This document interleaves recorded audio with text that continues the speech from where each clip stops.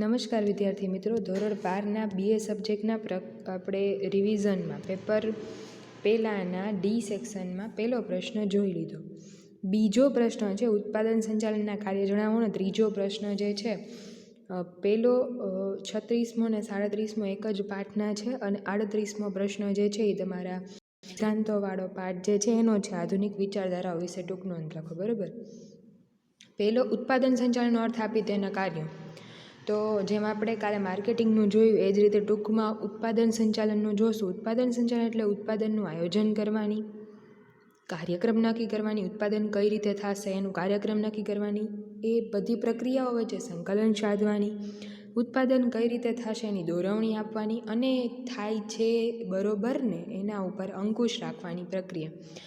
ઉત્પાદનનું આયોજન કરવાની, એનો કાર્યક્રમ નક્કી કરવાની, સંકલન સાધવાની, દોરવણી આપવાની અને અંકુશ રાખવાની પ્રક્રિયાને ઉત્પાદન સંચાલન કહેવાય. શ્રી RD વાલ્ડના મતે ઉત્પાદન સંચાલન ઉત્પાદન પદ્ધતિઓની ડિઝાઇન તૈયાર કરવા સાથે અને તે અનુસાર ઉત્પાદન થાય છે કે નહીં તે જોવા સાથે સંબંધ ધરાવે છે. જો ઉત્પાદનની પદ્ધતિઓ નહીં, ઉત્પાદનની ડિઝાઇન નહીં, ઉત્પાદનની પદ્ધતિઓની ડિઝાઇન એટલે ઉત્પાદન કયા રીતે કરવાનું છે. બરાબર. ધારો કે બલ્કમાં મશીનરી કઈ યુઝ કરવાની, આ તે એટલે ઉત્પાદન કઈ રીતે કરવાનું છે એની પદ્ધતિઓની ડિઝાઇન તૈયાર કરવા સાથે અને તે અનુસાર ઉત્પાદન થાય છે કે નહીં જોવાની પ્રક્રિયા સાથે સંબંધ ધરાવે. એના કાર્યોમાં પહેલું કાર્ય છે ઉત્પાદન આયોજન કરવું. ઉત્પાદન કેટલું કઈ રીતે ને કેમ કરવાનું છે એનું આયોજન કરવું. બીજું ઉત્પાદન અંગેનું સંશોધન કરવું. ઉત્પાદન સંશોધન કરવું એટલે ઉત્પાદનમાં કોઈ એવી વસ્તુ લાગે કે આમની આમ કરશું તો સારું રહેશે, અથવા તો કોઈ નવી બાબત તમને જાણવા મળે તો એ અંગેનું સંશોધન કરવાની વાત આવે. ત્રીજું વસ્તુ વિકાસ તેમજ પેદાશ મિશ્રની પસંદગી કરવી. પેદાશ મિશ્ર જે આપણે બજાર સંચાલનમાં નક્કી કર્યું, અને વસ્તુ વિકાસ કે વસ્તુ કઈ પ્રકારની વિકસિત કરવાની છે એના અંગેની પસંદગી કરવાની, કઈ પ્રકારની વસ્તુ આ તે બધું. ચોથું ટેકનોલોજી અને યંત્રોની પસંદગી કરવી કે ભાઈ કયા યંત્રોનો ઉપયોગ કરશું, શ્રમિકનો ઉપયોગ કરશું કે મશીનરીનો ઉપયોગ કરશું. પાંચમું ધંધાની સ્થાન પસંદગી અને વિન્યાસ અંગેનો નિર્ણય લેવો. ધંધાના સ્થાનની પસંદગી. ધંધા સ્થાન પસંદગી એટલે કે કઈ જગ્યાએ આ ઉત્પાદન કરવાનું થશે અને એની રૂપરેખા, એની શું કહેવાય બાહ્ય આકૃતિ કેવી હશે અને એનો વિન્યાસ, કન્ફિગ્યુરેશન જેને આપણે ઇંગ્લિશમાં કહીએ તો વિન્યાસ અંગેનો નિર્ણય લેવો. છઠ્ઠું માલ સામગ્રી અને ઉત્પાદન માટે અન્ય જરૂરિયાતો અંદાજવી કે માલ સામગ્રી કેટલી જોશે, કાચો માલ કેટલો જોશે, બીજી કોઈ પણ સામગ્રી જે જોશે ઉત્પાદન કરવા માટે એ કેટલી જોશે એને અંદરનો અંદાજ લગાવવાનો. પછી એ ઉત્પાદન જ્યારે શરૂ થાય છે તો એના ઉપર અંકુશ રાખો કે વ્યવસ્થિત રીતે થાય છે કે નહીં, અને ક્વોલિટી ગુણવત્તા ઉપર અંકુશ રાખો કે જે ક્વોલિટીનું સ્ટાન્ડર્ડ નક્કી કર્યું છે એ મુજબ જ એમાં ઉત્પાદન થવું જોઈએ, કોઈ પ્લસ માઇનસ નથી થતું ને એ જોવાનું થાય.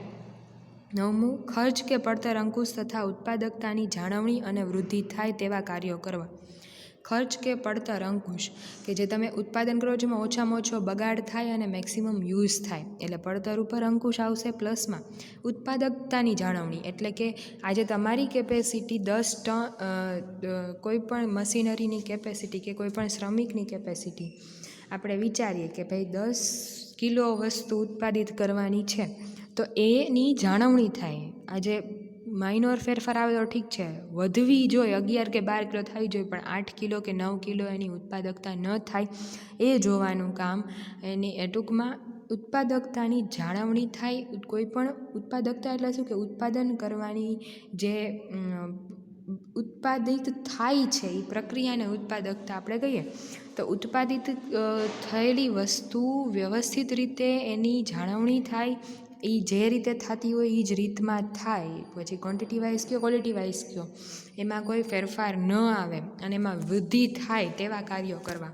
ઉત્પાદનમાં વૈવિધ્યકરણ અને સરળીકરણ અપનાવવું કે સરળ રીતે સમજી શકાય અને સારી રીતે ઉત્પન્ન કરી શકાય એવી વસ્તુ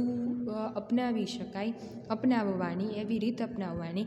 અને વૈવિધ્યકરણ એટલે કે એકને એક રીતે તમે જે ઓલું શું કહેવાય કોઈ એક પર્ટિક્યુલર વેમાં કોઈ એક ઢબમાં એ નહીં કામ નહીં કરી રાખવાનું, કોઈ વૈવિધ્યકરણ લાવીને જો સારી રીતે અને સરળ રીતે વસ્તુનું ઉત્પાદન થતું હોય તો એ કરવાનું. તો ઉત્પાદન સંચાલનના કાર્યોમાં આટલી બાબતોનો સમાવેશ થાય. આ પ્રશ્ન 3 માર્કમાં પૂછી શકાય. બીજો પ્રશ્ન આપ્યો છે તમને, આધુનિક વિચારધારાઓ વિશે ટૂંક નોંધ લખો. તો ઈસવીસન 1960 બાદ ઉદ્યોગો અને ધંધાકીય એકમોના સ્વરૂપમાં પરિવર્તનને કારણે સંચાલનના વિશિષ્ટ અભિગમની જરૂરિયાત ઉદ્ભવી. ઉદ્યોગો અને ધંધાકીય એકમના સ્વરૂપમાં પરિવર્તન. ધંધાકીય એકમના સ્વરૂપ એકાકી પેઢીમાંથી કંપની તરફ ગયા, ભાગીદારીમાંથી આપણે કંપની તરફ ગયા, ઉદ્યોગોનું અસ્તિત્વ વધ્યું. આ બધા પરિવર્તનોને કારણે કોઈ આ બધી વસ્તુ, આજે કંપની છે તો એને ચલાવવા માટે પર્ટિક્યુલર સંચાલકોની જરૂર પડશે. તો સંચાલનના વિશિષ્ટ અભિગમ, એના માટેનો નવો અપ્રોચની જરૂરિયાત ઉદ્ભવી. સંચાલન માત્ર એકલા ધંધાકીય એકમનું ક્ષેત્ર ન રહ્યું અને સંચાલકોનો વિશિષ્ટ વ્યવસાયિક વર્ગ આ સમય દરમિયાન ઉદ્ભવ્યો. એટલે કોઈ એક ખાલી ધંધાકીય એકમમાં જ સંચાલન કરી રાખવું, કોઈ પર્ટિક્યુલર વ્યક્તિ કરી નાખે જેનો ધંધો છે એટલું જ નથી રહ્યું. શું સંચાલકોનું એક અલગ અસ્તિત્વ, એક વ્યવસાયિક વર્ગ અસ્તિત્વમાં આવ્યો કે જે સંચાલકો તરીકે ઓળખાય છે, કે જે મેનેજર છે, બધું સંચાલન કરે છે. તો મેનેજરનો એક આખો વ્યવસાયિક તરીકે, વર્ગ તરીકે અસ્તિત્વમાં આવ્યું કે કોને પ્રોપર વેમાં કોઈ પણ વસ્તુનું મેનેજમેન્ટ કરતા આવડે છે. તો આ વ્યવસાયિક વર્ગ આ સમય દરમિયાન ઉદ્ભવ્યો. આ વિચારધારામાં સંચાલનની સાથે મનોવિજ્ઞાન, સમાજશાસ્ત્ર, આંકડાશાસ્ત્ર, ગણિતશાસ્ત્ર અને કમ્પ્યુટર ઇન્ફોર્મેશન ટેકનોલોજીના ઉપયોગની ભલામણ કરવામાં આવી. કારણ કે સંચાલનની સાથે સાથે આ માણસનું મગજ, સંચાલન ત્યારે થાય જ્યારે માણસનું મગજ તમે સામેવાળાને કામ કઢાવતા તમે આવડે. સમાજશાસ્ત્ર, સમાજમાં કયા કયા પરિબળો અસર કરે છે, આંકડાશાસ્ત્ર આવડવું જોઈએ, ગણિતમાં પણ એટલી સમજ હોવી જોઈએ, કમ્પ્યુટર ઇન્ફોર્મેશન ટેકનોલોજીમાં પણ આ બધાના ઉપયોગની પણ ભલામણ સંચાલનના આધુનિક વિચારધારામાં કરવામાં આવી. આ વિચારધારામાં કુન્સ અને ઓડોનલ, આપણે બે નામ સાંભળે, જ્યોર્જ ટેરી જેવા સંચાલન શાસ્ત્રીઓએ પોતાનો ફાળો આપ્યો આ બધી પદ્ધતિઓ અને બધી સિદ્ધાંતો આપવામાં. આ ઉપરાંત સંચાલન શાસ્ત્રીઓ જેવા કે Peter F Drucker, William Ouchi અને CK પ્રહલાદ વગેરે પણ આ વિચારધારામાં પોતાનો ફાળો આપ્યો છે. આધુનિક વિચારધારામાં ઘણા બધા અલગ અલગ વિચારધારાઓ, આ પાઠ તમે ભણી ગયા ત્યાં જોયું હશે તો આવી છે. એમાં પીટર એફ ડ્રકરની આખી અલગ છે, CK પ્રહલાદની છે. તો આ બધાએ પણ પોતાનો ફાળો આધુનિક વિચારધારામાં આપેલો છે કે કઈ રીતે સંચાલનની એક આખી વિચારધારા ઉદ્ભવી કે જેનો એક વ્યવસાયિક વર્ગ તરીકે એક કેવું હોવું જોઈએ, કોઈ પર્ટિક્યુલર સ્ટાન્ડર્ડ નક્કી થયા, કોઈ પર્ટિક્યુલર રીત નક્કી થઈ અને એ પ્રમાણે કામ કરવાની કળા એની અંદર કેળવાય એ પ્રકારનું આખી આધુનિક વિચારધારા અસ્તિત્વમાં આવી કે સંચાલન કેમ થાય. તો આ એક ટૂંક નોંધ છે. આ પણ તમને 3 માર્કમાં પૂછેલી છે. આ 2 ટૂંક નોંધ આજે, 2 પ્રશ્ન આજે કરવાના થશે. Thank you.